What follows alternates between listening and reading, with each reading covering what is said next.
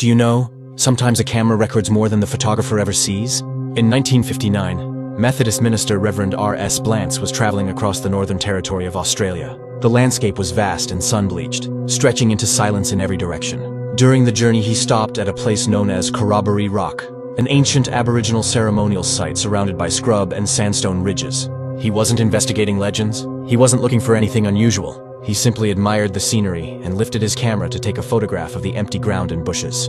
No movement.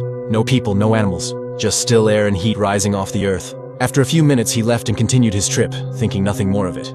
Days later, after the film was developed, he stared at the print for a long time before speaking. Because the place he remembered as empty wasn't empty anymore.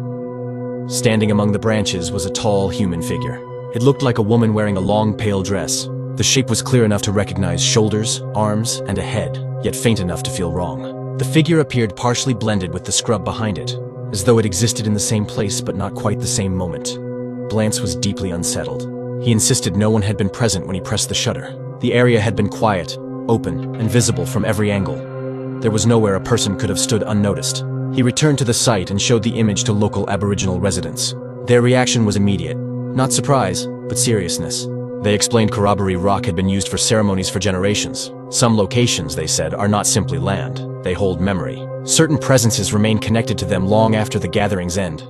To them, the figure did not seem impossible. The photographs slowly spread beyond the region. Paranormal believers considered it evidence of a spirit tied to sacred ground, perhaps a guardian or an echo of someone who once stood there during ritual. The posture looked calm, almost observant, as if the photographer had unknowingly stepped into a moment already occupied.